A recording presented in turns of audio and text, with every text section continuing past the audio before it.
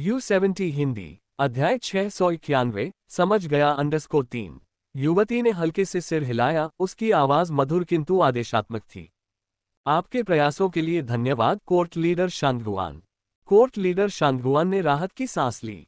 एक तरफ खड़े होकर आंटी जू ने झुककर सम्मानपूर्वक कहा, मैडम। बाय जिशिंग और बाय जिक्सी ने भी स्नेह भरी लालसा दिखाए और एक साथ पुकारा, माँ। यह महिला वास्तव में बाय जिशिंग और बाय जिक्सी की माँ थी। वह बाय परिवार की पंख परिवर्तन क्षेत्र की सच्ची महिला बाय कियानचेन भी थी। माँ की आवाज सुनकर बाय कियानचेन का दिल थोड़ा कांप उठा, लेकिन फिर भी उसने अपना धैर्य बनाए रखा और उदासीनता से सिर हिला दिया। दरबारी नेता शांगुआन भी आश्चर्यचकित रह गए। इन दोनों बच्चों की वास्तव में पंख परिवर्तन क्षेत्र में एक माँ थी।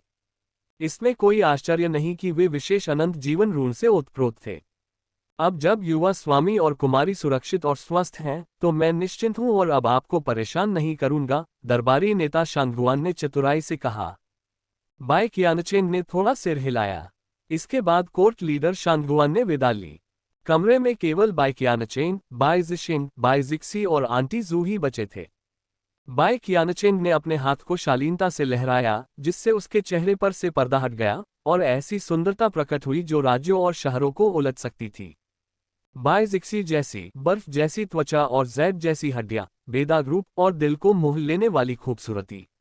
उसमें बाय जिक्सी की जवानी वाली मासूमियत की बस थोड़ी सी कमी थी, और उसमें ज्यादा परिपक्व संतुलित सुंदरता थी, साथ ही पंख परिवर्तन क्षेत्र की गरिमा भी थी। आंटी जू के चेहरे पर शर्म के भाव थे। मैडम, मैं अयोग्य हूँ, अनंत जीवन ऋण। बाय कियानचेन ने सिर हिलाया, ये तुम्हारी गलती नहीं है। 1 दर्जन या तो गोल्डन कोर दानव कल्टीवेटर्स, दानव पथ संत वारिस और गुइताओ के लोगों की गणना। ऐसी स्थिति में कोई भी उन 2 अनंत जीवन ऋणों की रक्षा नहीं कर सकता था। बाय कियानचेन ने फिर से अपने जुड़वां बच्चों की ओर देखा, उसकी ठंडी निगाहें थोड़ी नर्म पड़ गईं, और पूछा, क्या तुम ठीक हो? हाँ। बाय जिशिंग और बाय जिक्सी ने सिर हिलाया, लेकिन वे दोनों थोड़े संयमित लग रहे थे। एक पल के लिए हिचकिचाने के बाद बाय जिशिंग ने शुरू किया, माँ। बाय कियानचेन की अभिव्यक्ति शांत रही। क्या बात है?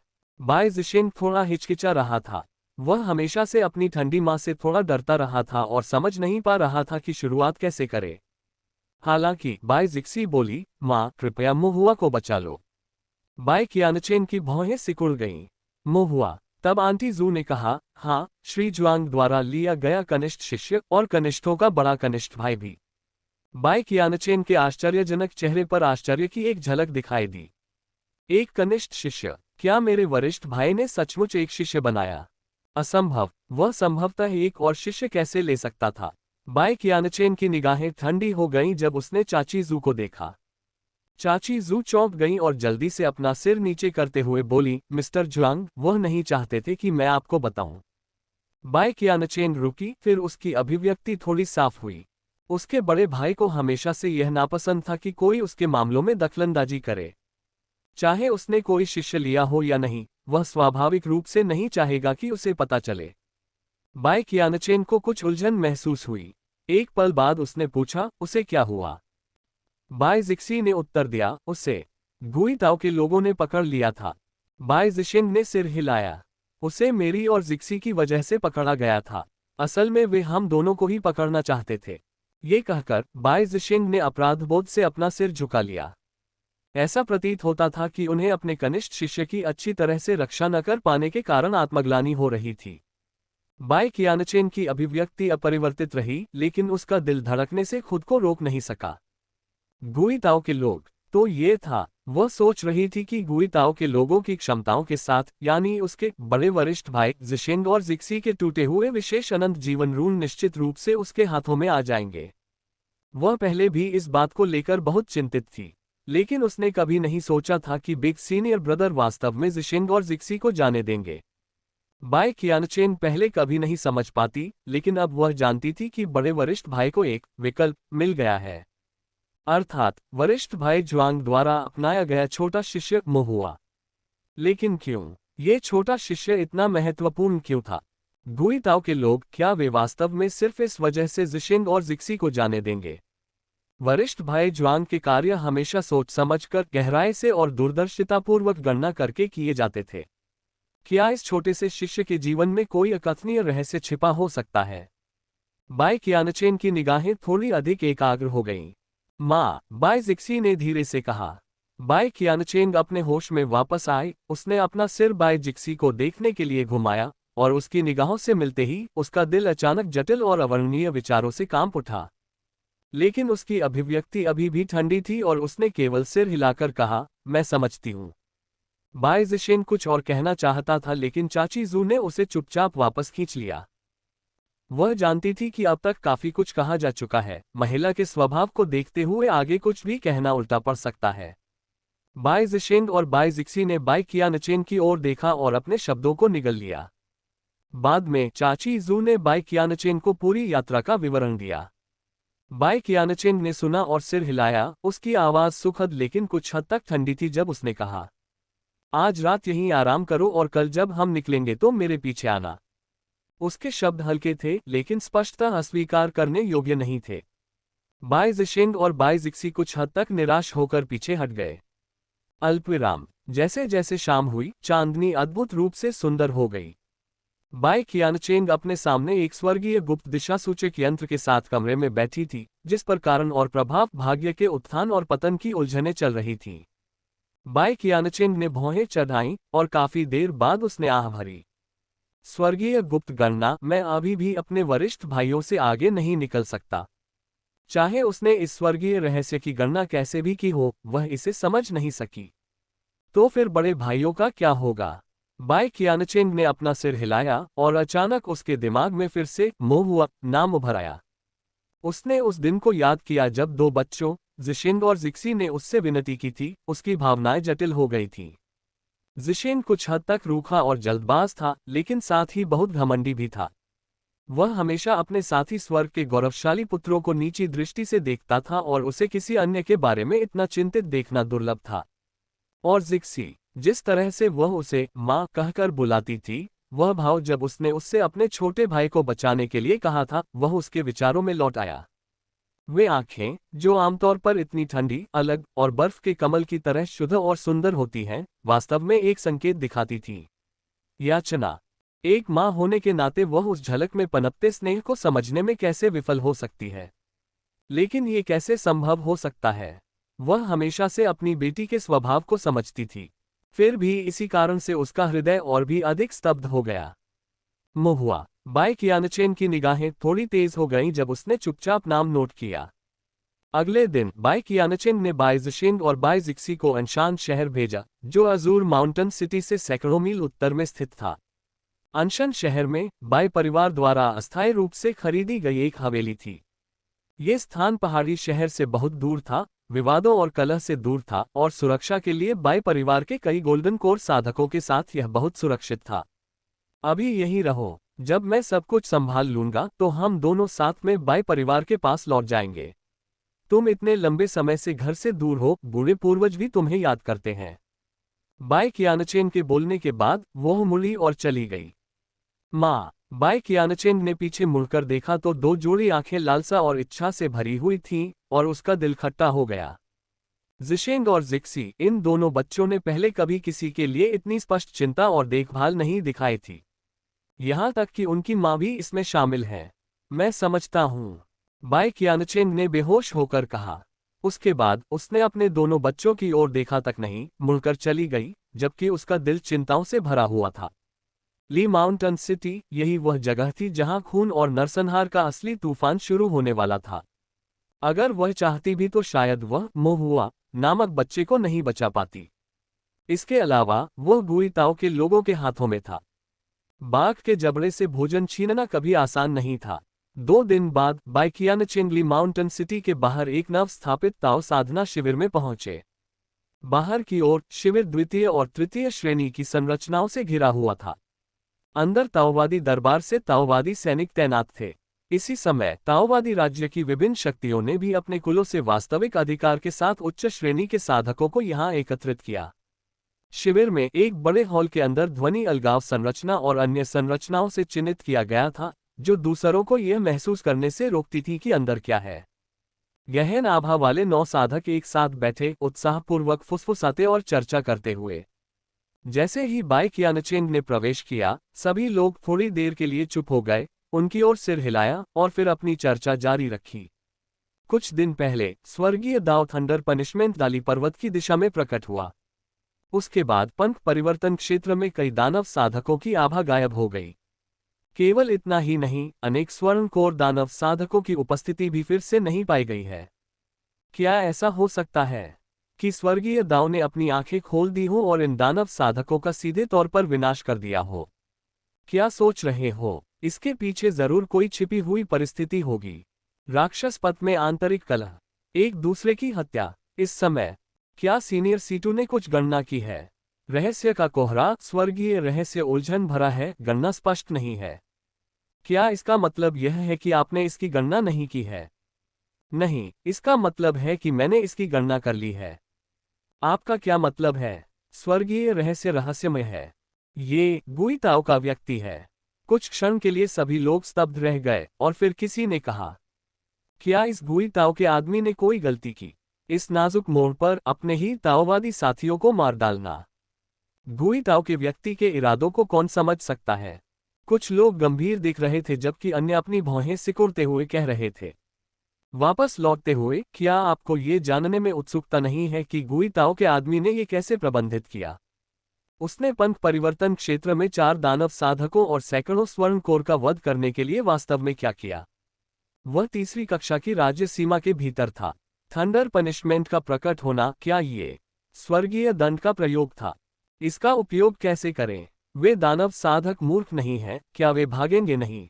साधना का दमन करते हुए पंथ परिवर्तन से गुजरने में असमर्थ उन्हें इन वर्जनाओं के बारे में पता होना चाहिए। मुझे कैसे पता? मैं गुई ताओ का आदमी नहीं हूं। संभवतः वे गुई ताओ के व्यक्तित्व से हताश हो गए थे और उस अपरिहार्य स्थिति में उन्होंने पंथ परिवर्तन की शक्ति का उपयोग किया और इसलिए स्वर्गीय दंड थंडर के तहत वे राख में बदल गए। गुई ताओ का आदमी ऐसा किस आधार पर करता है? अपनी शक्ति के बल पर। यह कैसे संभव है? ताओवादी हृदय में शैतान का रोपण। ताओवादी हृदय में शैतान को रोपना भ्रामक दानव संप्रदाय के संप्रदाय की रक्षा करने वाली दानव तकनीक से आता है, लेकिन मैंने इस दानव कौशल का अनुभव किया है। ये केवल कुछ हद तक परेशानी भरा और निपटने में कठिन है, लेकिन वास्तव में इतना शक्तिशाली नहीं है। कुछ हृदय शुद्धिकरण शांति साधना तकनीकें, जादुई खजाने, आध्यात्मिक कलाकृतियां, ये सभी ताओवादी हृदय में रोपण शैतान को दबा सकती हैं। यदि केवल यह उतना साधारण था, अगर यह इतना सरल होता, तो उसे दानव संप्रदाय द्वारा ताओवादी के रूप में सील नहीं किया गया होता। ताओवादी हृदय में शैतान को स्थापित करने में ऐसा क्या अलग है? हर कोई हैरान था, लेकिन उनकी अभिव्यक्ति कई हद तक अधिक गंभीर हो गई। फिर भी पंथ परिवर्तन क्षेत्र में साधकों को जल्दबाजी में काम नहीं करना चाहिए। यदि हम कार्य नहीं कर सकते, तो हम पंथ परिवर्तन साधक यहाँ किस लिए हैं? अगर आप अभिनय करते हैं तो इसका क्या फायदा है? तीसरी श्रेणी की राज्य सीमा में भले ही आप एक सच्चे इंसान हो, आप बस थोड़े से मजबूत गोल्डन कोर हैं। पंथ परिवर्तन के बिना स्वर्ग तक चढ़ने में असमर्थ, यदि आप अपनी पूरी ताकत का 10वां हिस्सा भी प्रदर्शित नहीं कर सकते हैं और स्वर्गीय दंड द्वारा उन्मूलन के जोखिम का लगातार सामना करते हैं। दानव संप्रदाय के वे 4 पुराने दानव प्रमुख, जो दानव पथ से उत्पन्न हुए थे, क्रूर और अत्यंत दुष्ट थे, इतने वर्षों तक जीवित रहे। क्या वे गुई ताओ के व्यक्ति का शिकार नहीं हुए, स्वर्गीय दंड द्वारा नष्ट नहीं हो गए? वे पंथ परिवर्तन क्षेत्र में 4 बड़े दानव सिर थे। इस समय सभी के दिलों में सिहरन सी महसूस हुई। स्वर्ग शून्य संसार में उभरता नहीं है। बाह्य रूप से चलते समय प्रमुख ताओ साधना शक्तियों के पास जो उच्चतम क्षेत्र होते हैं, वे सामान्यतः पंथ परिवर्तन क्षेत्र के होते हैं। लेकिन पंथ परिवर्तन क्षेत्र के साधक आमतौर पर तीसरे दर्जे से नीचे की राज्य सीमाओं तक नहीं आते, क्योंकि जोखिम बहुत अधिक है। यदि यह घटना बहुत महत्वपूर्ण न होती तथा इसका संबंध श्री जुआंग से न होता, जिन्होंने स्वर्गीय रहस्यों की गणना की थी, तो ताओवादी दरबार से 10 पंख वाले अमर लोगली माउंटेन सिटी के बाहर एकत्रित नहीं होते। लेकिन अब गुई ताओ के व्यक्ति के कारण स्थिति नाजुक हो गई है। वे शक्तिशाली साधना के साथ पंथ परिवर्तन साधक के रूप में कोई कदम उठाने का साहस नहीं करते। स्वर्गीय दाओ उन्मूलन, ये 4 शब्द खूनी गिलोटिन की तरह हमेशा उनके सिर पर लटके रहते थे, किसी भी गलत कदम की प्रतीक्षा में, और वे क्रूरतापूर्वक उन्हें काट देते थे, जिससे उनकी जान चली जाती थी। धत्तेरी की, एक पंखदार अमर प्राणी ने अत्यंत निराश होकर क्रोध में मेज पर जोर से पटक दिया। आप एक सच्चे अलौकिक प्राणी हैं, एक सच्चे मनुष्य हैं। कृपया अपनी छवि का ध्यान रखें, अपनी वाणी पर विचार करें। मैं बहुत खुश हूं, तुम्हें क्या परवाह है? तुम्हारी आत्मसाधना इतनी घटिया है।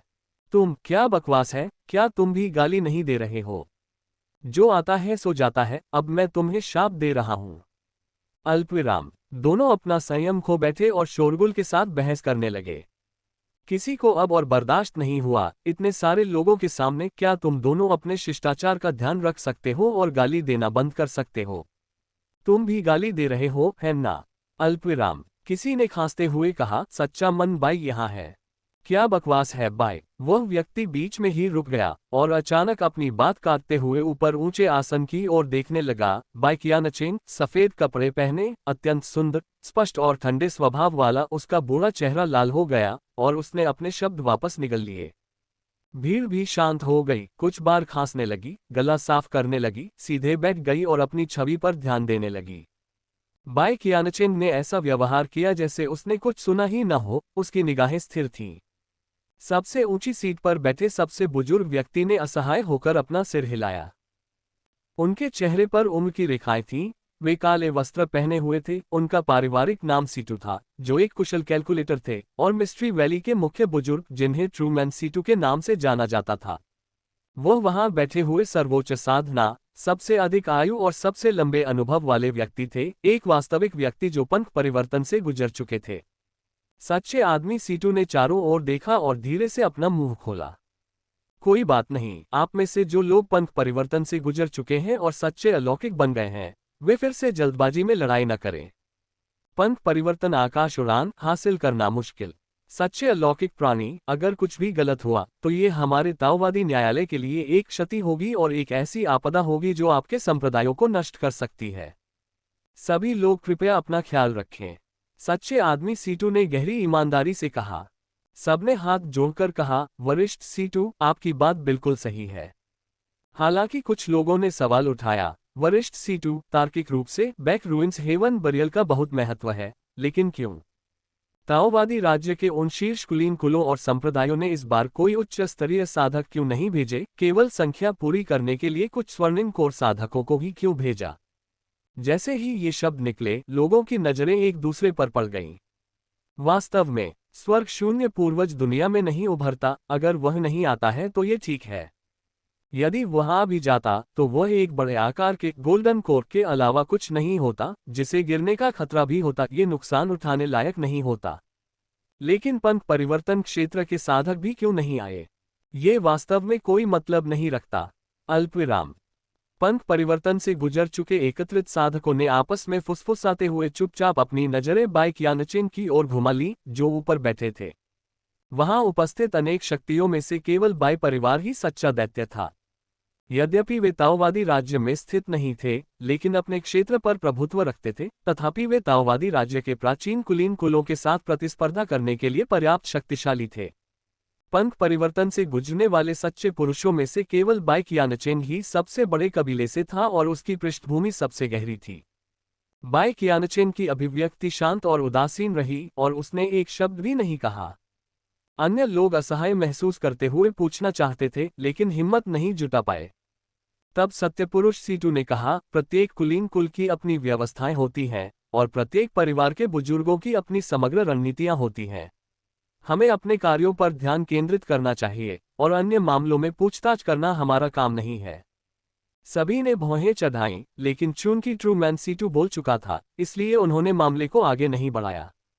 पंथ परिवर्तन से गुजर चुके साधकों के समूह के तितर बितर होने के बाद बाई कियानचेन भी जाने के लिए उठे, लेकिन ट्रूमैन सीटू ने उन्हें रोक दिया। सच्चा आदमी बाई। यद्यपि ट्रूमैन सीटू एक सम्मानित बुजुर्ग थे, लेकिन उनका लहजा बाई कियानचेन के प्रति अत्यंत विनम्र था। न केवल अपने परिवार के कारण, बल्कि अपनी असाधारण प्रतिभा के कारण भी, उसने कुछ 100 साल की उम्र में पंथ परिवर्तन की बाधा को तोड़ दिया और एक सच्चा इंसान बन गई जो स्वर्ग में उड़ सकती थी। इससे भी महत्वपूर्ण बात यह है कि ऐसा विभिन्न कारणों और प्रभावों के कारण हुआ जिनसे वह जुड़ी हुई थी। श्री जुआंग, गुइताओ के लोग और स्वर्गीय आत्मा जड़ों वाले उनके 2 बच्चे। कुछ बातें तो कुछ को पता ही नहीं थी, लेकिन सच्चा मनुष्य सीटू, जो महान दाओ के एल्गोरिदम में कुशल था और जिसने कई वर्षों तक मिस्ट्री वैली को नियंत्रित किया था, स्वाभाविक रूप से कुछ आंतरिक विवरणों के बारे में दूसरों की तुलना में अधिक जानता था। बाई कियानचेन की अभिव्यक्ति ठंडी और थोड़ी गर्वित थी, लेकिन वह अभी भी ट्रूमैन सीटू के प्रति बहुत सम्मानपूर्ण थी और उसने सिर हिलाते हुए कहा, वरिष्ठ स्थिति, डायबिटीज मरीज तुरंत कम करना चाहते हैं ब्लड शुगर तो ये आजमाएं। मधुमेह हमेशा के लिए खत्म हो जाएगा। सोने से पहले करें ये काम। सच्चे आदमी सीटू ने अंततः बोलने से पहले एक क्षण के लिए हिचकिचाहट दिखाए। सच्चे मान बाई के यहाँ आने से पहले क्या बाई परिवार के पूर्वज ने कोई निर्देश दिए थे? बाई कियानचेन की भौहें थोड़ी सिकुड़ गईं। वरिष्ठ सीटू, आप क्या पूछना चाहते हैं? सच्चे आदमी सीटू ने बहुत गहराई से पूछताछ नहीं करना चाहा, लेकिन आह भरते हुए कहा, इस उम्र में मुझे मौत से डर लगता है, इसलिए मैं बस अच्छे या बुरे भाग्य के बारे में पूछता हूँ। ये स्वर्गीय रहस्य और महान दाव के अवसर के बारे में था। चाहे कुछ भी हो, उसे इस बार आना ही था। लेकिन इस समय उन्होंने पाया कि अवसर बहुत ही अजीब था। चाहे उन्होंने कोई भी गणना या अनुमान लगाया हो, आगे का रास्ता धुंधला था। इतने वर्षों तक जीवित रहने और उम्र के साथ चालाक होते जाने के बाद वह इस समय अपने फाउंडेशन की सुरक्षा के लिए एक आकस्मिक योजना छोड़ना चाहते थे। मिस्ट्री वैली की जागीर बहुत बड़ी थी और युवा पीढ़ी की गणनाएं अभी तक परिष्कृत नहीं हुई थीं। वे अब भी हर चीज के लिए उसी पर निर्भर थे। वह यहां अपनी जान देने का जोखिम नहीं उठा सकता था। बाई कियानचेन कुछ आश्चर्यचकित थी। उन्होंने उम्मीद नहीं की थी कि एक वरिष्ठ होने के नाते ट्रूमैन सीटू इतने स्पष्टवादी होंगे। सोचने के बाद उसने कहा, पूर्वज नहीं चाहते थे कि मैं आऊं, लेकिन कुछ कारणों से मुझे आना पड़ा। मेरे जाने से पहले पूर्वज ने मुझे केवल एक निर्देश दिया था कि। बाई कियानचेन ने रुककर धीरे से 4 शब्द कहे, खड़े रहो और देखो। खड़े होकर देखो। सच्चा आदमी सीटू क्षण भर के लिए स्तब्ध रह गया। उसका दिल सदमे में था। ऐसा क्यों होगा? खड़े होकर देखते रहना। उन्होंने अब परवाह नहीं की, नहीं पूछा, नहीं खोजा, अब उस पर आगे नहीं बढ़े। सच्चे आदमी सीटू के चेहरे पर अलग अलग भाव दिखाई दे रहे थे। वह भावनाओं से अभिभूत था। अपनी इच्छा के अनुसार इतना कहने के बाद बाई कियानचेन ने अपने हाथ जोड़े और कहा, जूनियर विदा लेती है। जब तक बाई कियानचेन दूर नहीं चली गई, ट्रूमैन सीटू स्थिर खड़ा रहा। उसकी भौहें गहरी सिकुड़ी हुई थीं और वह खुद से बुदबुदा रहा था। असंभव, इतने धीमे कैसे हो सकते हैं? इस अंतिम क्षण में, जब इस भव्य शतरंज मैच में अंतिम मोहरा ही विजेता का निर्धारण करता है, वे अचानक डरपोक कछुए कैसे बन गए, पीछे हट गए और बाहर निकल गए। वे पुराने अमर लोग जो अपने अंत के करीब हैं, वे निश्चित रूप से मुझसे अधिक चिंतित होंगे। नहीं, ये सही नहीं है। जब तक कि उन्होंने कुछ गणना न कर ली हो, या शायद वे किसी चीज से सावधान हो। या हो सकता है ये शतरंज का खेल वैसा नहीं है जैसा मैंने सोचा था। सच्चे आदमी सीटू के मन में संदेह उभर आया जब वह अपनी दाढ़ी को सहला रहा था और हॉल में आगे पीछे टहल रहा था। वह गिनती भूल गया कि उसने कितने चक्कर लगाए थे। जब वह अचानक रुक गया, उसका दिल कांप रहा था। क्या ऐसा हो सकता है कि इस खेल में कोई बदलाव आया है? खेल की वर्तमान स्थिति क्या अंत नहीं बल्कि केवल शुरुआत है? श्री जुआंग की मृत्यु से शुरुआत। क्या बैक रूइंस हेवन ब्यूरियल के प्रकट होने को स्वर्ग और पृथ्वी तक फैली एक भव्य रणनीति के पहले कदम के रूप में लिया जा रहा है? ताओवादी न्यायालय की स्थापना के बाद से 2000 वर्षों के दौरान कर्मों और अफवाहों के टुकड़े उसके दिमाग में उभरे, जो एक साथ जुड़ गए। ट्रूमैन सीटू को ये बात कुछ हद तक अविश्वसनीय लगी। असंभव है ना? किसके पास इतनी बड़ी योजना हो सकती है? जितना अधिक वह इसके बारे में सोचता, उतना ही अधिक भयभीत होता, मानो किसी असीम खाई ने अपना विशाल मुंह खोल दिया हो और खतरनाक सांस निकल रही हो। सच्चे आदमी सीटू का शरीर कांपना बंद नहीं कर सका। आखिर अंदर क्या छिपा था? या फिर वह बस इस बारे में ज्यादा सोच रहा था? ट्रूमैन सीटू कुर्सी पर धंस गया, काफी देर तक चुप रहा, फिर अंततः उसने गहरी सांस ली। छोड़ो इससे, मुझे अभी सिर्फ जिंदा रहने पर ध्यान देना चाहिए। अगर कोई साजिश भी हुई होगी तो भी वह उससे कोसों दूर थी। 1 सहस्राब्दी नहीं तो कम से कम 1000 साल, और शायद तब तक वह मर चुका होगा और चला गया होगा। ट्रूमैन सीटू को अचानक राहत महसूस हुई। फिलहाल उन्हें अभी भी मौजूदा मामलों पर विचार करना है। बाई परिवार के पुराने पूर्वज द्वारा बाई कियानचेन को एक तरफ खड़े होकर देखने के लिए कहने के पीछे अवश्य ही कोई कारण होगा। इससे पता चलता है कि एक बार इसमें शामिल होने पर इन सभी लोगों को जीवन मरण के संकट का सामना करना पड़ेगा। वे कहाँ मरेंगे? बिना सोचे समझे वह जानता था कि यह निश्चित रूप से गुई ताओ के लोग होंगे जो अनिवार्य रूप से ताओवादी हृदय में शैतान का रोपण से संबंधित होंगे। ताओवादी की उपाधि सरल नहीं थी। सच्चे मनुष्य सीतू ने एक शिष्य को बुलाकर निर्देश देने से पहले एक क्षण तक भौहें चढ़ाईं और विचार किया। शिविर के चारों ओर स्पष्ट हृदय संरचना, ठोस आत्मा संरचना और धूल रहित संरचना स्थापित करने का आदेश भेजें। चारों तरफ पहरा बढ़ा दो, और अगर कोई ताओवादी जैसा दिखता हो या कोई अजीब आकार का साधक पास आए तो मुझे तुरंत बता दो। पंथ परिवर्तन क्षेत्र के सभी साधकों से कहो कि वे अंधाधुंध बाहर न जाएं। अल्पविराम। ट्रू मैन सीटू ने एक ही सांस में बहुत कुछ उगल दिया। निर्देश देने के बाद उसने आखिरकार राहत की सांस ली, फिर खुद पर फिर से शक करने लगा। क्या मैं राय का पहाड़ बना रहा हूं? गुई ताओ के लोग चाहे कितने भी ताकतवर क्यों न हो, वे पंथ परिवर्तन क्षेत्र में हम सभी 10 लोगों को नहीं मार सकते, क्या वे? ट्रू मैन सीटू ने जैसे ही बोलना समाप्त किया, उसने तुरंत अपने आप को संभाला और हल्के से अपना मुंह थपथपाया। उसे इसे अशुभ नहीं मानना चाहिए। उन्होंने कार्यकारण का अध्ययन किया है, उन्हें ऐसे अशुभ शब्द नहीं बोलने चाहिए। सच्चे मनुष्य सीटू की व्यवस्था स्थापित होने के बाद अन्य पंथ वाले अमर प्राणियों को इसके बारे में पता चलने और उनसे मिलने आने में अधिक समय नहीं लगा, जिनकी शुरुआत इस प्रकार हुई। वरिष्ठ सीटू, क्या हम कुछ ज्यादा ही प्रतिक्रिया नहीं कर रहे हैं? गुई ताओ के लोग चाहे कितने भी ताकतवर क्यों न हो, वे निश्चित रूप से नहीं कर सकते। सच्चे मनुष्य सीटू की पैनी निगाह ने उसे तुरंत चुप करा दिया। माफी से अधिक सुरक्षित, गुई ताओ के लोगों को कम मत आंको। ट्रू मैन सीटू भारी स्वर में बोला। ट्रू मैन सीटू के चेहरे पर गंभीर भाव देखकर बाकी सभी ने समझा कि मामला गंभीर है और उन्होंने कुछ और नहीं कहा। अल्पविराम। और कुछ दिनों बाद एक शिष्य ने सूचना दी, पूर्वज एक ताओवादी आ गए हैं। सच्चे आदमी सीटू के दिल में ठंडक महसूस हुई और वह तुरंत बाहर देखने के लिए उठ खड़ा हुआ। लेकिन चारों ओर का वातावरण खाली था, चारों ओर घनी संरचनाएं थीं तथा पहाड़ियां दिखाई दे रही थीं, ताओवादी का कोई नामोनिशान नहीं था। सच्चे आदमी सीटू ने भौहें चढ़ाईं। अजीब बात है, मुझे यकीन है कि मैंने एक ताओवादी को देखा है। रिपोर्टिंग करने वाले शिष्य ने प्रश्नवाचक स्वर में बुदबुदाया। ताओवादी कहाँ चले गए? क्या वह छिपा हो सकता है?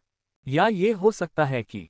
इसके बाद एक क्षण का मौन छा गया और फिर शिष्य की आवाज भारी और लकड़ी जैसी हो गई। मैं ताओवादी हूं। सच्चे आदमी सीटू ने ये सुना और चौंक गया, उसके पसीने छूट गए। जैसे ही उसने अपना सिर घुमाकर देखा तो उसने देखा कि शिष्य की पुतली काली हो गई है। ताओवादी हृदय में शैतान का रोपण। सच्चा मनुष्य सीटू हैरान रह गया और उसने तुरंत कार्रवाई की तथा शिष्य को काले रंग की पुतलियों के साथ एक जादुई कलाकृति से घेर दिया जो एक सुनहरी घंटी की तरह थी, जिससे शिष्य की आभा अलग हो गई। उन्होंने अभी राहत की सांस ली ही थी कि उन्होंने अपना सिर घुमाया और देखा कि शिविर के चारों ओर कई साधक अचानक असामान्य व्यवहार करने लगे, जैसे कि डोरी से बंधी कठपुतलियां। वे धीरे धीरे अपना सिर घुमाते हुए कांप रहे थे और ऐठ रहे थे, उनकी पुतलियां काली पड़ गई थीं। ट्रू मैन सीटू ठंडी हवा में हौंफने लगा। ताओवादी हृदय में विसंगतियां, दानव बीज फैलता है। गुई ताओ के लोगों ने वास्तव में कब कदम उठाया? अन्य पंथ परिवर्तन सत्य पुरुषों ने आभा में असामान्यता को महसूस किया और एक के बाद एक चमक उठे। ये देखकर कि आसपास के साधक और ताओवादी सैनिक अपनी चेतना खो चुके थे, उनकी पुतलियां काली पड़ गई थीं, वे भी स्तब्ध रह गए। सच्चे पुरुष सीटू ने कठोरता से कहा, अपनी जादुई कलाकृतियों को छोड़ दो और अपने दिव्य विचारों की रक्षा करो। जो लोग अभी भी होश में थे, वे घबरा गए और उन्होंने अपनी चेतना के सागर की रक्षा के लिए तुरंत अपनी जादुई कलाकृतियों को बुलाया। ट्रू मैन सीटू ने आह भरी और अपना दाहिना हाथ घुमाकर एक चमकदार और पारदर्शी कांच का लैंप निकाला। ये दीपक, जिसका नाम कियानकुन क्लियर लाइट लैंप था, रहस्य घाटी के खजाने की रक्षा करने वाला संप्रदाय था, जो बुराई को दूर भगाने के लिए दिव्य इंद्रिय विस्तार और एकाग्रता का संयोजन करता था। सच्चे मानव सीटू ने कियानकुन निर्मल प्रकाश दीप का बलिदान दिया और उसका निर्मल प्रकाश चारों ओर फैल गया, जिससे अंधकार बिखर गया। स्वर्गीय दाओ की विसंगतियों का विचित्र आभामंडल जो हवा में व्याप्त था, वह भी धीरे धीरे दूर हो गया। दीपक की चमकदार रोशनी ने एक पर्दे की तरह सभी की रक्षा की। इसने उन साधकों को भी अलग कर दिया जिनके ताओवादी हृदय में शैतान का वास हो गया था। निर्मल प्रकाश दीप के प्रकाश में कुछ साधकों में अनजाने में ही राक्षस विचार आरोपित हो गए। लेकिन जैसे ही उनका दानव विचार बढ़ता, वो स्पष्ट प्रकाश से झुलस जाता, जिससे हवा में काली ग्रे ऊर्जा भर जाती। इसके बाद सच्चा मनुष्य सीटू इन साधकों को बाहर निकाल देगा ताकि वे अन्य साधकों को संक्रमित न कर सकें। कियान कुंड निर्मल प्रकाश दीप के अंदर निर्मल प्रकाश से भरपूर सभी साधक ध्यान में तनावग्रस्त होकर बैठे थे, अपनी आध्यात्मिक धमनियों की रक्षा कर रहे थे। लेकिन क्लियर लाइट लैंप के बाहर तो नर्क जैसा माहौल था। किसान आपस में लड़ पड़े, रिश्तेदार एक दूसरे को मार रहे थे। पारिवारिक साधक, सह शिष्य और परिचित ताओवादी मित्र, उनके ताओवादी हृदय ध्वस्त हो गए, उनकी अभिव्यक्तियां विभत्स हो गईं, वे परस्पर हत्या में संलग्न हो गए। कुछ पंथ परिवर्तन सच्चे पुरुष इसे सहन नहीं कर सके और कार्रवाई करना चाहते थे, केवल सच्चे आदमी सिटू द्वारा रोक दिया गया। अगर आप वहां नहीं जाएंगे तो वे मर जाएंगे, अगर आप वहां जाएंगे तो भी वे मर जाएंगे और शायद और भी ज्यादा लोग मर जाएंगे। आखिरकार यदि एक पंथ परिवर्तन साधक को ताओवादी हृदय में शैतान के साथ रोपित किया गया तो परिणाम अकल्पनीय होंगे। वो पंथ परिवर्तन सच्चा मनुष्य घृणा से भरा हुआ था, फिर भी वह कुछ भी करने में असमर्थ था, सिवाय इसके कि वह वापस बैठ जाए, दर्द में अपनी आंखें बंद कर ले और बाहर के दुखद दृश्य को न देखे। सभी के चेहरे पर गंभीरता थी। सच्चे आदमी सीटू ने भी अपनी भौहें सिकोड़ लीं। समय बीतता गया, पता नहीं कितना समय बीत गया, तभी अचानक उसकी आत्मा कांप उठी और उसने ऊपर देखा। उसने कुछ ही दूरी पर एक ताओवादी को देखा जो एक छोटा सा कलश लिए हुए धीरे धीरे उसकी ओर आ रहा था।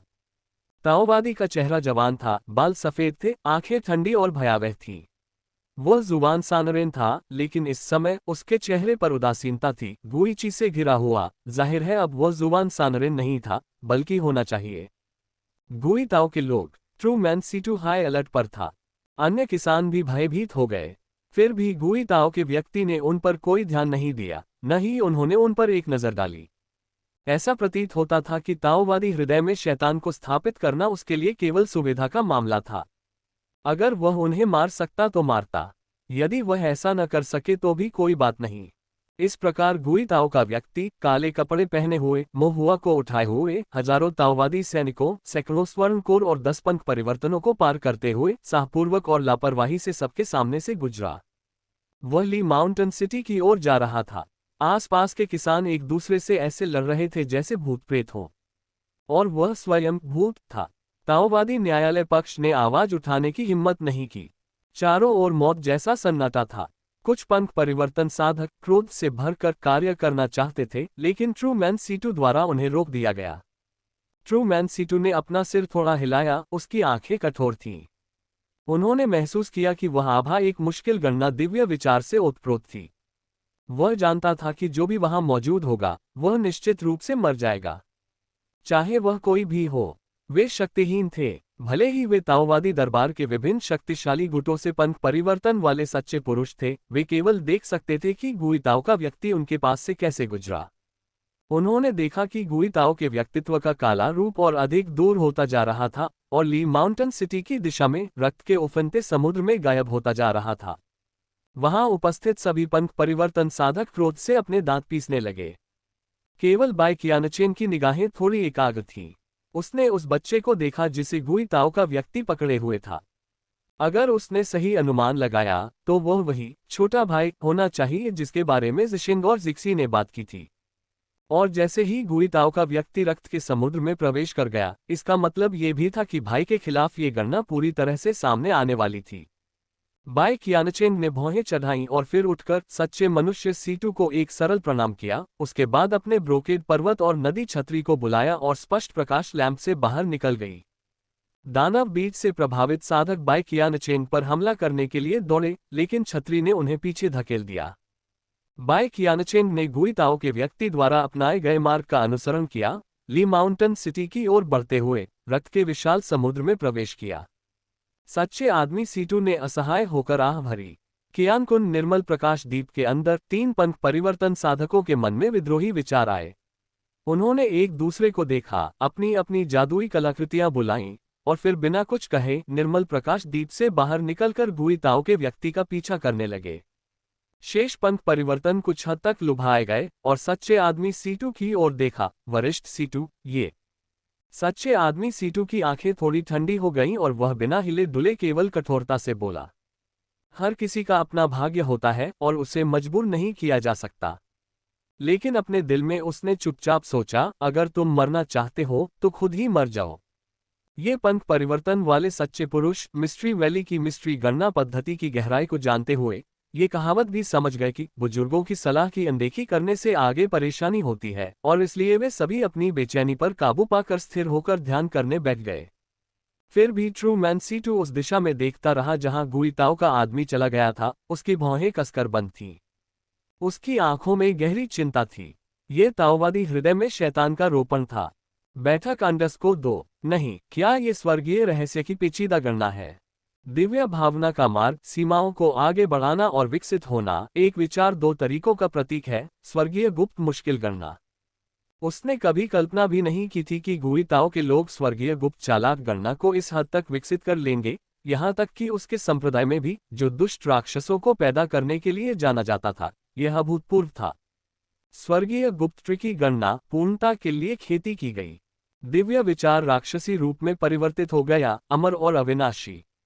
गुइताओ के लोगों के पूर्ण विनाश के लिए धर्मी दाओ की सेनाओं को इकट्ठा किए बिना यदि उसे अनियंत्रित छोड़ दिया गया तो वह अनिवार्य रूप से एक महान दानव प्रमुख बन जाएगा जो स्वर्ग और पृथ्वी को भेद देगा।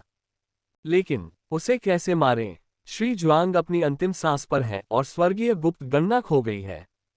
इस दुनिया में कौन अभी भी स्वर्गीय रहस्यों को देख सकता है और गुइताओ के लोगों के साथ प्रतिस्पर्धा कर सकता है? गुइताओ का अमर और अविनाशी दिव्य विचार, वास्तव में उसे मारने की शक्ति किसके पास है? सच्चे आदमी सीटू ने ठंडे चेहरे के साथ गहरी सांस लेने से खुद को नहीं रोक पाया। अल्पविराम। ली माउंटेन सिटी के अंदर टूटी हुई दीवारें खून के समुद्र से पूरी तरह लाल हो गई थीं। शेष बचे दानव साधक भी तुरंत एक दूसरे पर आक्रमण कर बैठे तथा ताओवादी हृदय में शैतान के प्रभाव के तहत एक दूसरे का वध कर दिया तथा बिना किसी नुकसान के मर गए। गुइताओ का व्यक्ति सीधे 5 तत्व पर्वत रक्षक संरचना तक चला गया। वह उस संरचना को छूने के लिए आगे बढ़ा, लेकिन विशाल संरचना की जबरदस्त शक्ति के कारण उसकी उंगली का सिरा तुरंत ही रक्त के धुंध के गुबार में बदल गया। हालांकि पलक झपकते ही रक्त की धुंध ने अपना प्रवाह उलट दिया और मांस और रक्त पुनः निर्मित हो गए। गुइताओ के व्यक्ति का हाथ बिल्कुल नया जैसा था। उसकी उंगली के एक थपथपाने से अजीब गहरे भूरे रंग के संरचना पैटर्न बड़े संरचना पर रेंगने लगे तथा उसे बाहर से अंदर तक नष्ट करने लगे। लेकिन जितनी तेजी से क्षरण हुआ उतनी ही तेजी से बड़े ढांचे ने अपनी मरम्मत कर ली। बड़े समूह को तोड़ने में असमर्थ गुइताओ के व्यक्ति ने उदासीन नजर से बेहोश मोहुआ को उठाया और उसे बड़े समूह के सामने हिलाया। बड़े समूह के भीतर से मानो त्यागपत्र की आह निकल रही हो। कुछ ही देर बाद एक चमकती हुई रोशनी दिखाई दी। बड़े ढांचे का 5 रंगों वाला प्रकाश पर्दा अपने आप खुल गया, जिससे प्रवेश द्वार दिखाई देने लगा। गुइताओ के व्यक्ति ने उपहास किया, मोहुआ को खींच लिया और 5 तत्व पर्वत रक्षक संरचना में चला गया। अल्पविराम। कुछ ही देर बाद बाइकियानचेन भी बड़े फॉर्मेशन के बाहर पहुंचे और उन्होंने 5 तत्वों वाले पर्वत रक्षक फॉर्मेशन का खुला प्रवेश द्वार देखा। प्रवेश द्वार अभी तक बंद नहीं हुआ था। एक क्षण की हिचकिचाहट के बाद वह भी बड़े समूह में प्रवेश कर गई। बाइकियानचेन के बड़े स्वरूप में कदम रखने के बाद प्रकाश का पर्दा टिमटिमाने लगा, स्वरूप पैटर्न हट गए और प्रवेश द्वार धीरे धीरे बंद हो गया। जैसे ही यह बंद होने वाला था, ताओवादी दरबार से 3 पंख वाले अमर लोग भी घटनास्थल पर आ पहुंचे।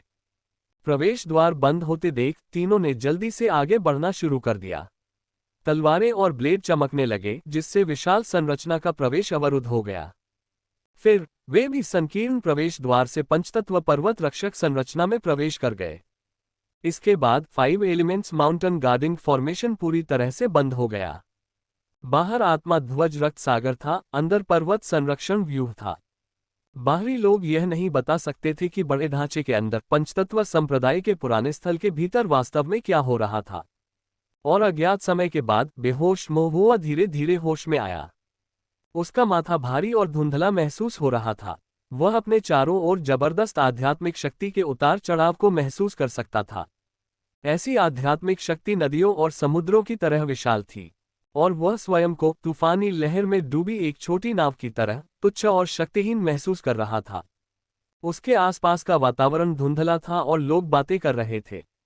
ये आवाजें, ये सब परिचित थीं। मोहुआ ने अपनी आंखें मूंद ली और उसे होश में आने में काफी समय लगा, इससे पहले कि उसे एहसास हुआ कि वह पहले से ही पंचतत्व संप्रदाय के भीतर था। पंचतत्व संप्रदाय के गठन मंडप के सामने खड़ा था। उसके चारों ओर तबाही का मंजर था। कभी खूबसूरती से गढ़ी हुई शहतीरें और रंगी हुई शहतीरें अब टूटे हुए पत्थर और मलबे में बदल गई थीं। जहां भी उसने देखा उसे बर्बादी ही बर्बादी दिखाई दी, और साथ ही एक अद्भुत जादुई आभा के अवशेष भी, जो बता रहे थे कि कोई महान युद्ध हुआ था। पास में ही 3 लोग थे जो सफेद कंकाल में तब्दील हो चुके थे। स्पष्टतः वे मर चुके थे, और उनकी हड्डियां बिल्कुल साफ थीं, जिन पर पंख परिवर्तन के क्रिस्टलीय निशान नाजुक ढंग से उकेरे गए थे। मोहुआ का दिल धक से रह गया। फिर 3 और पंख वाले किसान मृत।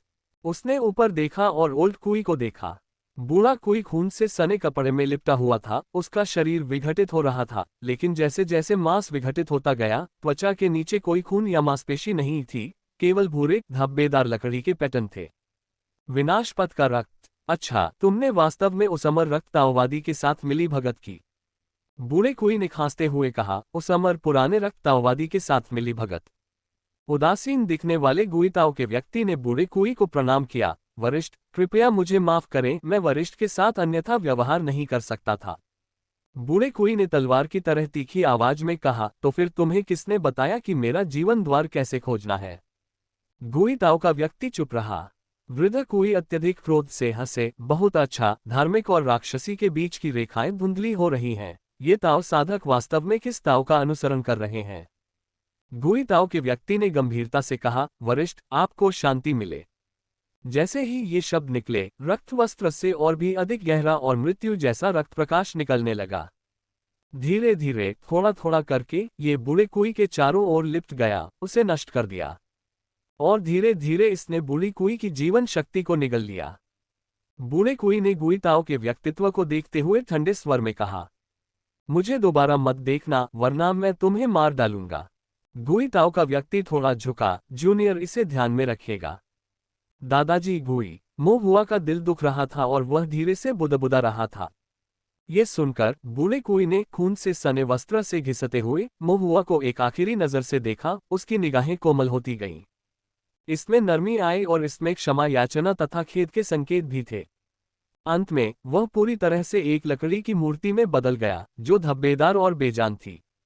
गुइताओ के व्यक्ति ने मोहुआ की ओर देखा और अपनी भौहें सिकोड़ लीं। दादाजी गुई। बूढ़े कुई ने वास्तव में इस बच्चे को उसे दादाजी गुई कहने की अनुमति दी।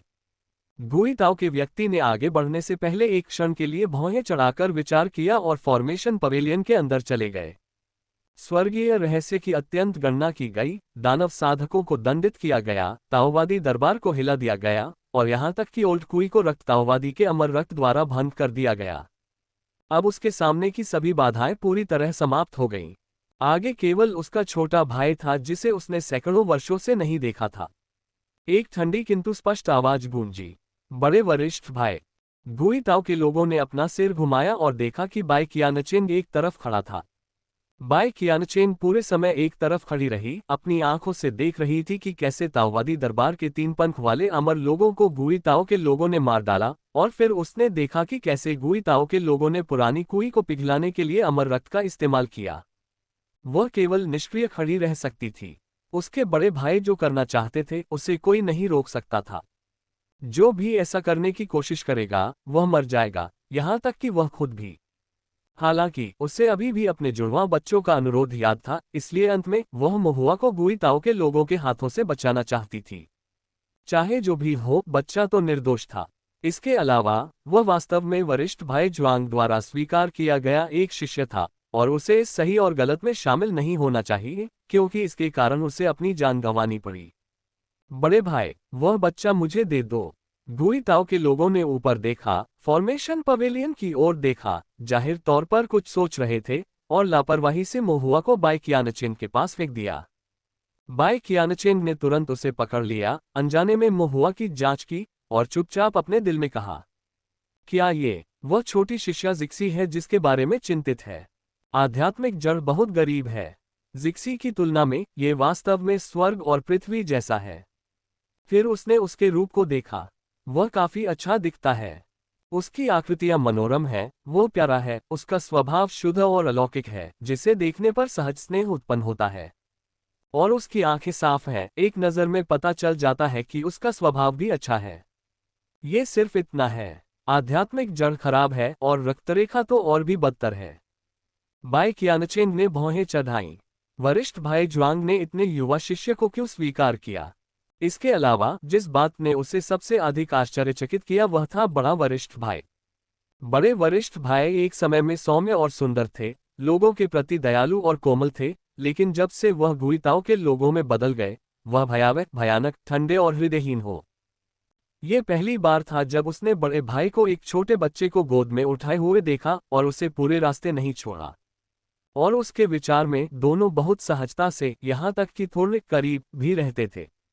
बाई क़ियानचेन ने भ्रम में अपनी भौहें सिकोड़ लीं। इस बीच मोहुआ ने ऊपर देखा और बाई क़ियानचेन को भी देखा। एक ही नज़र में वह आश्चर्यचकित रह गया। बहुत सुंदर। दूसरी नज़र डालने पर उसे लगा कि उस महिला की आंखें और भौहें उसकी छोटी शिष्या बहन से मिलती जुलती हैं। क्या आप मेरी छोटी बहन शिष्या की माँ है? मोहुआ पूछे बिना नहीं रह सका। बाई क़ियानचेन थोड़ा चौंक गई, फिर अनायास ही उसने सिर हिला दिया। मोहुआ ने मन ही मन सोचा, मेरी छोटी शिष्या बहन की माँ भी चाचा की शिष्या बहन है और मेरे गुरु की शिष्या बहन भी। तो क्या मुझे आपको चाची कहकर संबोधित करना चाहिए? बाई क़ियानचेन चौंक गई। ये बच्चा बहुत होशियार है और थोड़ा बहुत परिचित सा लगता है। सही। बाई क़ियानचेन ने फिर सिर हिलाया। शिष्य मोहुआ, चाची को नमस्कार, मोहुआ ने विनम्रता से कहा। बाई क़ियानचेन के दिल में एक गर्माहट खिल उठी। उसने एक बार फिर मोहुआ को देखा और पाया कि मोहुआ को कोई चोट नहीं थी, ताओवादी हृदय में शैतान नहीं था, उसकी आंखें स्पष्ट और सीधी थीं, बिना किसी असामान्यता के, और उसने राहत की सांस ली। एक पल के लिए हिचकिचाने के बाद बाई क़ियानचेन ने मोहुआ से कहा, अच्छा बेटा, यहीं रुको और इधर उधर मत भागो, मैं तुम्हारे मालिक का हालचाल जानने जा रही हूँ। मोहुआ ने तुरंत कहा, चाची, क्या मैं भी अंदर जा सकता हूँ? बाई क़ियानचेन अचंभित रह गई। मोहुआ ने फुसफुसाते हुए कहा, मैं भी अपने मालिक से मिलना चाहता हूँ। बाई क़ियानचेन के दिल में एक कड़वाहट सी महसूस हुई, लेकिन फिर भी उसने मना कर दिया, तुम्हारे लिए अंदर जाना बहुत खतरनाक होगा। ओह, मोहुआ ने निराश होते हुए भी समझदारी से सिर हिलाया। बाई क़ियानचेन मोहुआ को पीछे छोड़कर फॉर्मेशन पवेलियन की ओर चल पड़ी। कुछ कदम चलने के बाद उसने पीछे मुड़कर देखा तो मोहुआ वहां बिल्कुल अकेला खड़ा था। उसे थोड़ा दर्द और चिंता हो रही थी। अगर गुइताओ के लोग बाहर आ गए तो ये बच्चा अभी भी खतरे में हो सकता है, लेकिन अब वह इतना भी नहीं कर सकती थी। उसके बड़े भाई की जान खतरे में थी। यह अवसर बैक रूइंस हेवन बरियल से संबंधित था। हालांकि पुराने पूर्वज ने उसे आलस्य से खड़े रहने के लिए कहा था, लेकिन जब वास्तव में समय आया तो वह संभवतः चुपचाप बैठकर कुछ नहीं कर सकती थी। खैर, भाग्य को अपना काम करने दो। बाई क़ियानचेन की अभिव्यक्ति गंभीर थी। उसने अपने दांत भींचे और फॉर्मेशन मंडप में भी प्रवेश किया। और मोहुआ, वो बस वहां अकेला खड़ा था। वह अंदर जाना चाहता था, लेकिन वह नहीं जा सका। ऐसा लग रहा था कि फॉर्मेशन पवेलियन में किसी तरह की बाधा थी। चाचा और वरिष्ठ चाचा की साधना उच्च थी और फॉर्मेशन में गहरी निपुणता थी, इसलिए वे बाधा को नजरअंदाज करके फॉर्मेशन पवेलियन में प्रवेश कर सके। लेकिन वह अंदर नहीं जा सका। फिर भी यहां रहना सुरक्षित नहीं लग रहा था। एक बार जब सब कुछ शांत हो जाएगा और चाचा बाहर आ जाएंगे तो वह शायद उसे भी मार डालेगा। मोहुआ ने आह भरी। इसी समय उसके चारों ओर स्थित पंचतत्व पर्वत रक्षक संरचना से भिनभिनाने की ध्वनि आई। मोहुआ चौंक गया और ऊपर देखने लगा। उन्होंने देखा कि बड़े फॉर्मेशन के भीतर मुख्य फॉर्मेशन पिवोट्स में से एक अपने आप ही काम कर रहा था और उसकी चमक बहुत तेज थी। क्या ये फॉर्मेशन पिवट है? मोहुआ को अचानक याद आया कि उसके गुरु ने उससे क्या कहा था जब वह पहली बार पंचतत्व संप्रदाय में आया था। उसे याद आया कि उस समय उसने और उसके गुरु ने पंचतत्व पर्वत रक्षक संरचना के बारे में बात की थी। उसके गुरु ने फिर कागज के एक टुकड़े पर पहाड़ का नक्शा बनाया, पहाड़ की रूपरेखा के साथ कई रेखाएं खींची और उसे निर्देश देते हुए कहा, ये 5 तत्व पर्वत रक्षक संरचना है। मुख्य संरचना धुरी की देशांतर रेखाएं, आपको ये याद है। जब संरचना प्रसारित होगी तो संरचना धुरी पर एक जीवन द्वार होगा। यद्यपि यह छोटा सा भाग द्वितीय श्रेणी का निर्माण पिवट है, ये 5 तत्वों के वध दानव महान निर्माण के पैटर्न के समान है और आपकी दिव्य भावना पर्याप्त होने के कारण आपको स्वयं ही जीवन द्वार की गणना करने में सक्षम होना चाहिए। मोहुआ पीड़ादायक विचारों से ग्रस्त था। जीवन द्वार की गणना, क्या उसके मालिक के पास पहले से ही व्यवस्था थी? क्या उसने पहले से ही यह अनुमान लगा लिया था कि मुझे अंकल द्वारा पकड़ लिया जाएगा और पंचतत्व संप्रदाय में वापस लाया जाएगा, इसलिए उसने मुझे संरचना के इस भाग का जीवन द्वार पहले ही बता दिया था? क्या वह चाहता था कि मैं पंचतत्व पर्वत रक्षक संरचना के जीवन द्वार की गणना करूं और फिर आसन खतरे वाले इस स्थान से दूर रहकर स्वयं ही वहां से चला जाऊं? मालिक मोहुआ की आंखों में आंसू भर आए। वह जाना नहीं चाहता था, वह अपने मालिक से एक बार फिर मिलना चाहता था। लेकिन यदि वह अपने स्वामी को देख भी ले तो क्या कर सकता है? वह स्वयं क्या कर सकता था? इतनी कम साधना, पर्याप्त रूप से मजबूत दिव्य ज्ञान न होना तथा अभी तक निपुणता न प्राप्त करना तथा ऐसी खतरनाक जगह पर वह स्वयं को बड़ी मुश्किल से सुरक्षित रख पाता। बड़ा समूह फिर से गूंज उठा। ऐसा लग रहा था जैसे मालिक उसे जाने के लिए कह रहे हों। मोहुआ ने खुद को हताश महसूस किया, अपने आंसू पोंछे और फिर जमीन पर बैठ गया। अपने गुरु द्वारा सिखाई गई गणना पद्धति का उपयोग करते हुए उसने चरणबद्ध तरीके से बड़े फॉर्मेशन के पूरे फॉर्मेशन पिवट की गणना की, स्थिति ज्ञात की और जीवन द्वार का निर्धारण किया। जीवन द्वार का निर्धारण करने के बाद मोहुआ ने फॉर्मेशन पवेलियन की ओर देखा। ऐसा लग रहा था जैसे उसका मालिक अंदर बैठा है और चुपचाप उसे देख रहा है। ऐसा लग रहा था जैसे ये कह रहा हो, आगे बढ़ो। मोहुआ ने अपना सिर झुका लिया, उसका शरीर उदासी से भरा हुआ था और वह चुपचाप श्री जुआंग द्वारा चिन्हित पर्वत श्रृंखला के खंड और पर्वत श्रृंखला के सामने की संरचना की ओर चला गया। अपने द्वारा स्थापित जीवन द्वार का अनुसरण करते हुए मोहुआ आगे बढ़ा और बड़े समूह के मध्य में चला गया। विशाल संरचना एक आत्मा स्क्रीन में बदल गई, जिसमें आध्यात्मिक शक्ति ब्लेड की तरह प्रवाहित हो रही थी, वायुरोधी। हालांकि जीवन द्वार वह स्थान था जहां फॉर्मेशन पिवट की चाबी रखी थी तथा जीवन के लिए आरक्षित स्थान भी।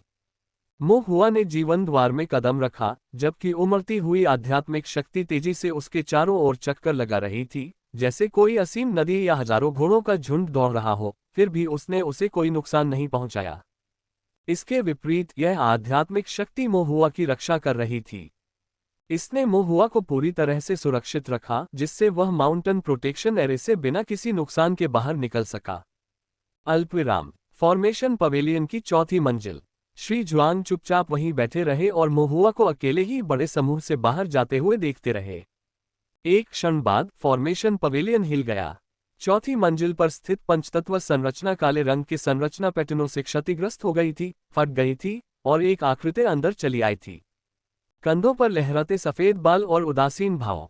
ये गुई ताओ के लोग थे। श्री जुआंग की सांसें कमजोर थीं, उनका चेहरा कागज की तरह पीला था, लेकिन उनकी अभिव्यक्ति शांत थी, मानो वे अपने भाग्य का सामना कर रहे हों और उनके चेहरे पर एक शांत मुस्कान थी। बहुत दिनों से मुलाकात नहीं हुई। वरिष्ठ भाई ताओ के लोगों के चेहरे पर हमेशा की तरह उदासीनता थी।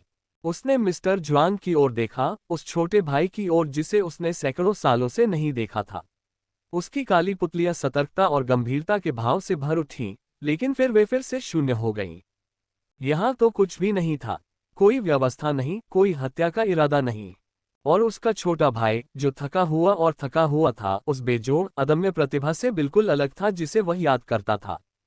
गुई ताओ के दिल में बिना किसी कारण के क्रोध की भावना उमड़ पड़ी। उसकी आवाज में एक डरावनी ठंडक भी थी। आपका स्वर्गीय गुप्त हिसाब कहाँ है? आपका अमर आकाश निर्माण प्रवाह कहाँ है? आपकी सारी साधना, योग्यताएं, विधियां और रणनीतियां, वे कहाँ हैं?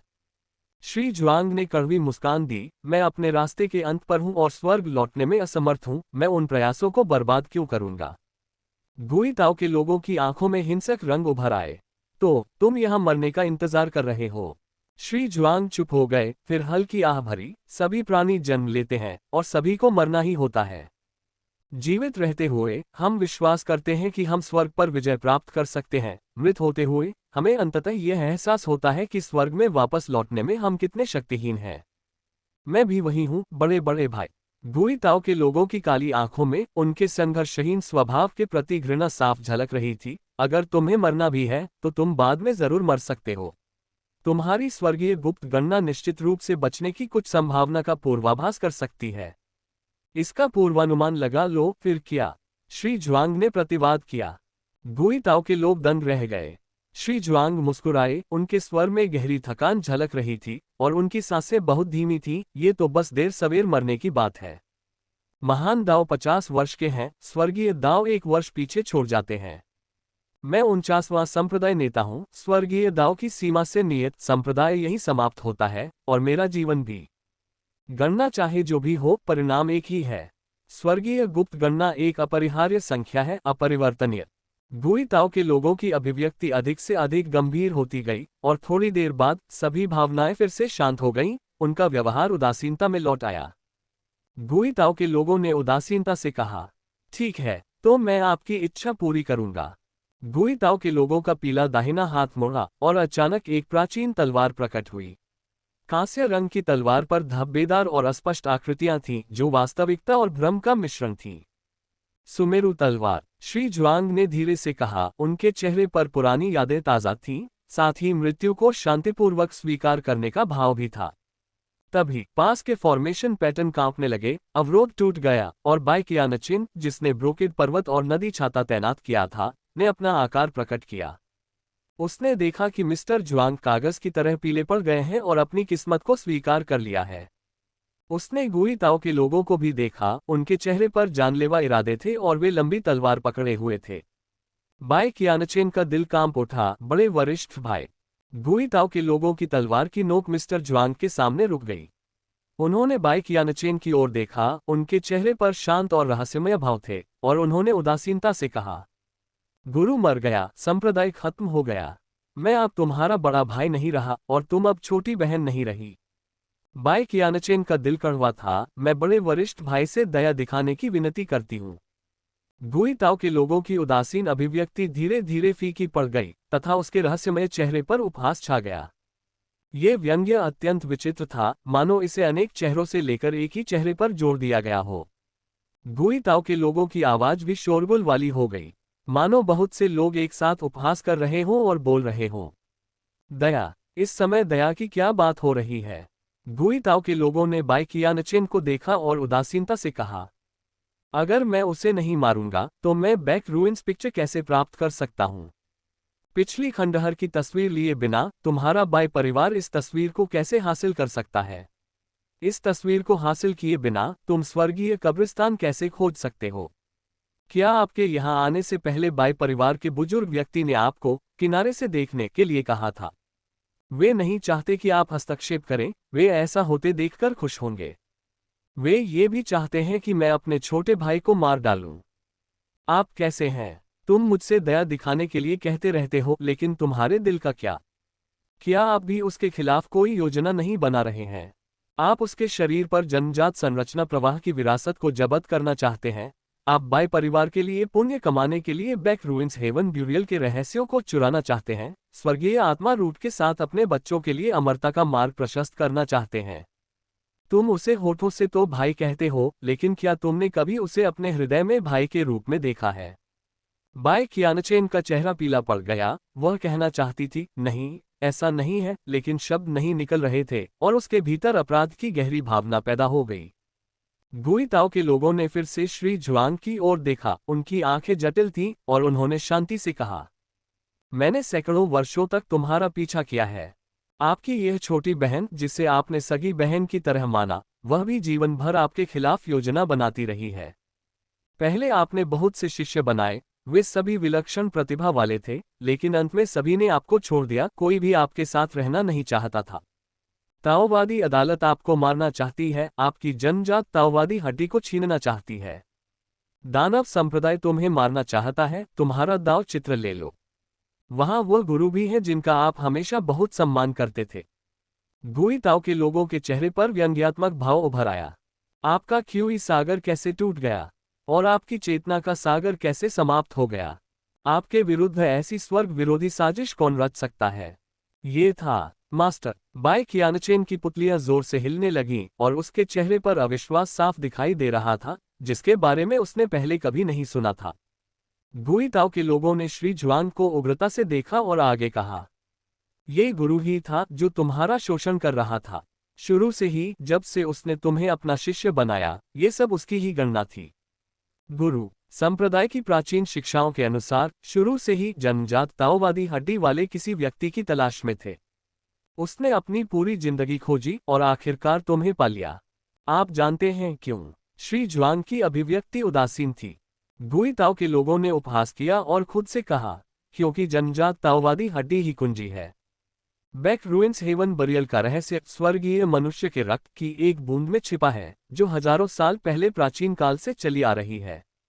बैकवोट, रक्त की बूंद जो असंख्य विपत्तियों के बावजूद अमर है, उसे मिटाया नहीं जा सकता। तो इसमें अमर बनने का अवसर अवश्य शामिल होना चाहिए। हजारों वर्षों से कोई भी इस रक्त की बूंद के रहस्यों को उजागर नहीं कर पाया है, लेकिन वह मास्टर, उसने ये पता लगा लिया। गुई ताओ के लोगों के चेहरे पर गंभीरता थी और उनकी आंखें थोड़ी कांप रही थीं। स्वर्गीय मनुष्य के रक्त की यह बूंद अमर और अमिट अथाह रहस्यों को समेटे हुए है। इसलिए एकमात्र विकल्प यही है कि इसे किसी व्यक्ति के रक्त प्रवाह में मिला दिया जाए और इसे संवर्धित किया जाए। और स्वर्गीय मनुष्य के रक्त की इस बूंद के साथ विलय करने के योग्य कोई और नहीं बल्कि असाधारण प्रतिभा और जन्मजात ताओवादी हड्डी वाला व्यक्ति है। गुई ताओ के लोगों ने श्री जुआंग को देखा और धीरे से बोले, यानी आप कनिष्ठ भाई। गुरु ने तुम्हें कभी भी एक शिष्य के रूप में नहीं देखा और न ही एक व्यक्ति के रूप में। उसकी नजर में आप स्वर्गीय रहस्य की गणना में एक टुकड़ा मात्र थे, एक उपकरण, स्वर्गीय मनुष्य के रक्त को पोषित करने का एक पात्र, बैक रूइंस हेवन ब्यूरियल को समझने के लिए एक भ्रूण। क्या आप जानते हैं कि पैतृक रक्त का संचयन कैसे किया जाता है? ठीक है, तुम्हें पता है। गुई ताओ के लोगों ने उपहासपूर्ण नजरों से कहा, भले ही आपको पहले पता न हो, अब तक आपको पता चल जाना चाहिए था। गुरु ने तुम्हें संपूर्ण संप्रदाय की विरासत प्रदान की ताकि तुम इस संसार में अद्वितीय ताओ साधना प्रतिभावान बन सको, और जब तुम्हारी साधना पूरी हो गई तो उन्होंने तुम्हें मार डालने की योजना बनाई। सबसे पहले आपके क्यूई सागर को तोड़ना, जिससे आपकी साधना समाप्त हो जाएगी। फिर आपकी चेतना के सागर को तोड़ने के लिए, आपकी दिव्य भावना को गंभीर रूप से क्षतिग्रस्त करने के लिए। सामान्य लोग, चाहे वह उनका क्यूई सागर हो या चेतना का सागर, आमतौर पर बिखरने के बाद अपने ताओ के साथ नष्ट हो जाते हैं, लेकिन आप नहीं, क्योंकि आपके पास जन्मजात ताओवादी हड्डी है और आप स्वर्गीय व्यक्ति का खून ले जाते हैं।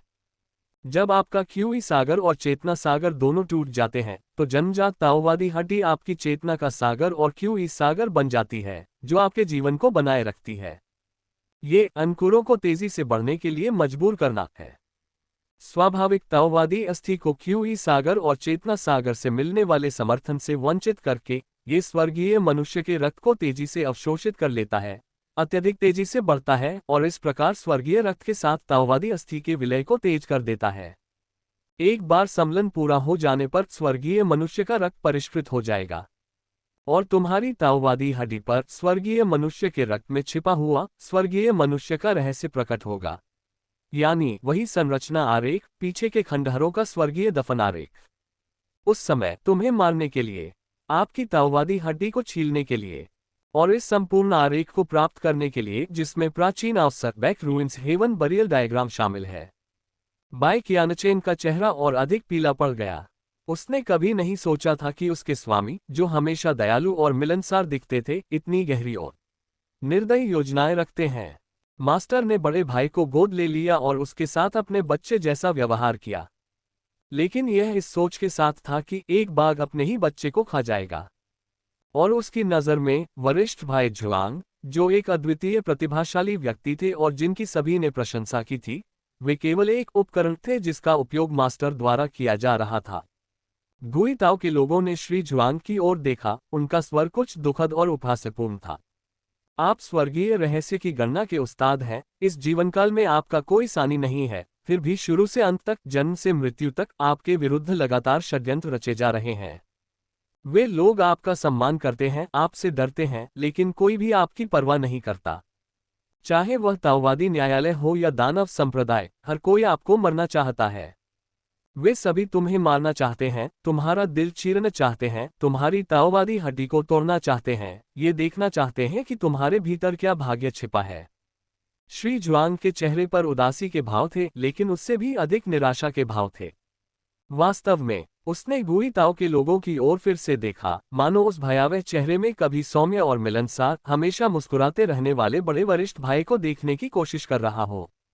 लेकिन अब वह इसे नहीं देख सकता था। वह धीरे धीरे भूल गया था कि बड़े वरिष्ठ भाई कैसे हुआ करते थे। श्री जुआंग को थोड़ा अफसोस हुआ और उन्होंने धीरे से आह भरी। गुई ताओ के लोगों ने श्री जुआंग की ओर देखा, उनकी आंखें अवर्णनीय क्रोध और निराशा से भरी थीं। इतना कहने के बाद भी वह अभी भी इच्छाओं और जीवन मृत्यु की समझ से रहित प्रतीत हो रहा था। गुई ताओ के लोगों का क्रूर चेहरों का एक कोलाहल प्रकट हुआ और एक साथ मिल गया, अंततः एक में विलीन हो गया और फिर लुप्त हो गया। उनकी निगाहें निर्दयी और ठंडी हो गईं। गुई ताओ के लोगों ने सुमेरु तलवार उठाए और उसे श्री जुआंग की ओर तान दिया। बड़े वरिष्ठ भाई, रुकें। बाई कियानचेन ने घबराकर चिल्लाकर उसे रुकने के लिए कहा। वह आगे बढ़ना चाहती थी, लेकिन गुई ताओ के लोगों ने उसे काउंटर हैंड फॉर्मेशन पैटर्न से रोक दिया। बाई कियानचेन की निगाहें तेज हो गईं। उसने ब्रोकेड पर्वत और नदी छतरी को बुलाया, और जैसे ही वह घूमा ब्रोकेड की चमक बहने लगी, लेकिन ये रोशनियां अजीब संरचना पैटर्न द्वारा एक एक करके विलुप्त हो गईं।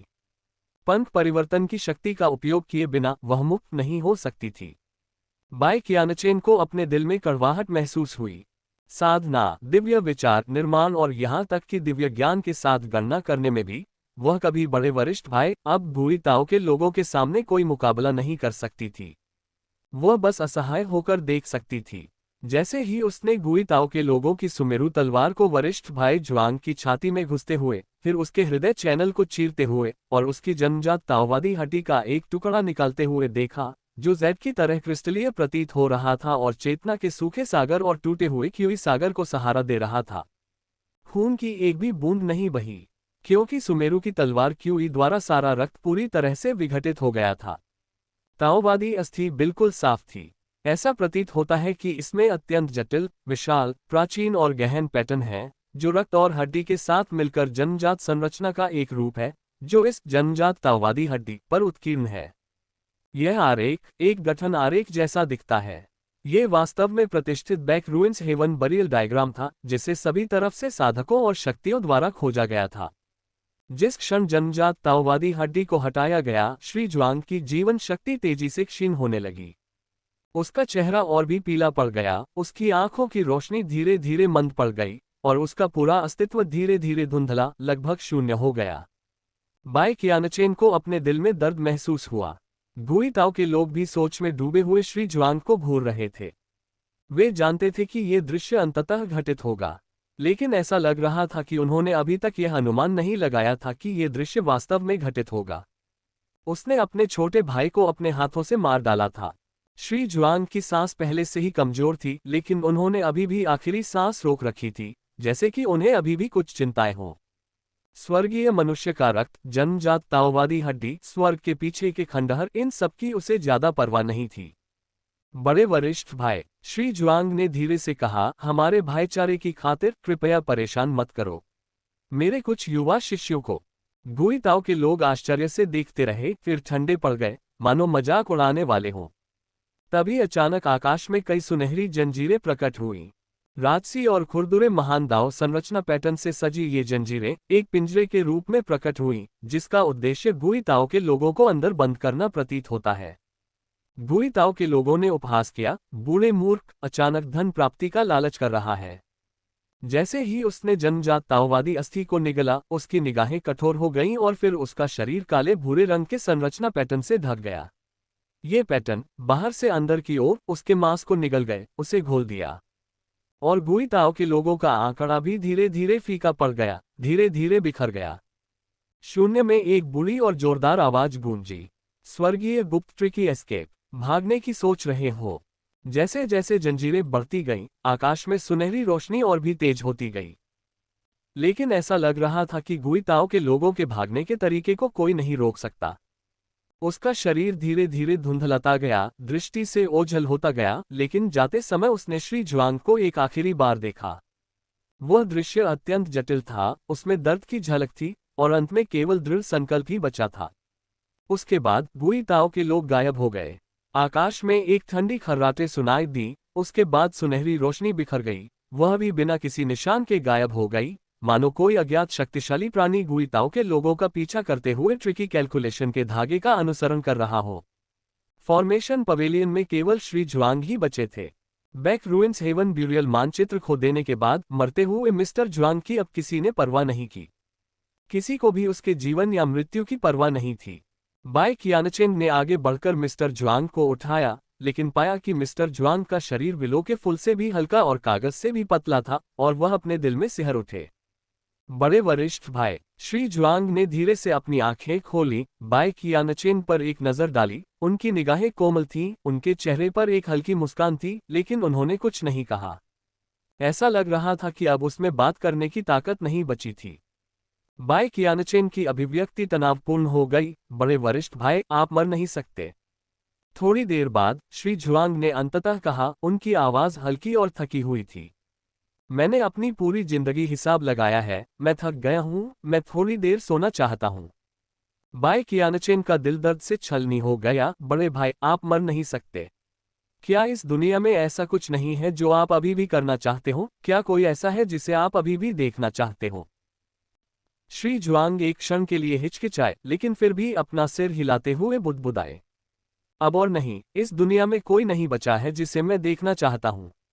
बोलने के बाद श्री जुआंग ने धीरे से अपनी आंखें बंद कर लीं। चाहे बाई कियानचेन ने उन्हें कैसे भी पुकारा, कोई प्रतिक्रिया नहीं हुई। उसके चेहरे से रंग का अंतिम निशान भी फीका पड़ गया। जीवन की मंद चिंगारी रेगिस्तान में रिश्ते झरने की तरह धीरे धीरे सूख गई। बाई कियानचेन ने श्री जुआंग के हाव भाव देखे, उनका चेहरा घबराहट से भरा हुआ था। उसने कभी नहीं सोचा था कि वह ये दृश्य देखेगा, अपने ही बड़े भाई को अपने सामने मरते हुए देखना। वह वरिष्ठ भाई जुआंग थे, ऐसी विलक्षण प्रतिभा, इतनी शानदार और अद्वितीय, इतनी अजेय। चाहे कुछ भी हो जाए, उसके पास हर चीज के लिए एक योजना थी। चाहे वह कोई भी गलती करे, वह क्षमाशील रहेगा। वह जो भी चाहेगा, वरिष्ठ भाई उसके लिए उसे हल कर देगा। बड़े वरिष्ठ भाई सही थे। वह अपने बड़े भाई के खिलाफ भी षड्यंत्र रच रहा था, लेकिन वह हमेशा सोचता था कि चाहे वह कितनी भी योजना बना ले, बड़ा वरिष्ठ भाई फिर भी बड़ा वरिष्ठ भाई ही रहेगा, जो स्वर्गीय गुप्त गणना में निपुण है तथा हर चीज में आश्वस्त है। और इस तरह नहीं, पीला चेहरा, जीवन से रहित। बड़े वरिष्ठ भाई मरने वाले हैं। उसके पूरे शरीर में भय व्याप्त हो गया। बाई कियानचेन का पूरा शरीर कांप उठा। अंततः हर कोई मरता है, लेकिन सैकड़ों वर्षों तक जीवित रहने के बाद भी उसने कभी यह महसूस नहीं किया था, कभी सोचा भी नहीं था कि एक दिन उसका बड़ा भाई, जो उसके साथ छोटी बहन की तरह व्यवहार करता था, हमेशा उसका ख्याल रखता था और उसकी देखभाल करता था, मर जाएगा। उसे ऐसा महसूस हुआ जैसे उसकी छाती जकड़ी हुई हो, उसका दिल चाकू से चीर दिया गया हो। उसके चेहरे पर चुपचाप आंसू बह रहे थे। बाई कियानचेन ने अपने गालों को पोंछा, अपनी उंगलियों पर आंसुओं की बूंदों को देखते हुए बुदबुदाया, तो ये पता चला है, मैं अभी भी रो सकता हूं। मौत। बाई कियानचेन अचानक चौंक गई। नहीं, तुम मर नहीं सकते। बड़े वरिष्ठ भाई, वह मर नहीं सकते। मास्टर जी की मृत्यु हो गई थी। बड़ा सीनियर भाई एक राक्षस में बदल गया था। यदि बड़े भाई भी मर गए, तो इस दुनिया में वे सभी लोग चले जाएंगे जिन्होंने कभी उनका आदर किया था। बड़े वरिष्ठ भाई मर नहीं सकते, लेकिन उसे कैसे बचाऊं? मेरे पास उसे बचाने के लिए क्या है? क्यूई सागर टूट गया है, चेतना का सागर समाप्त हो गया है, ताओवादी हड्डी छिन्न भिन्न हो गई है और जीवन लुप्त हो रहा है। ऐसी स्थिति में कोई भी गोली काम की नहीं होगी।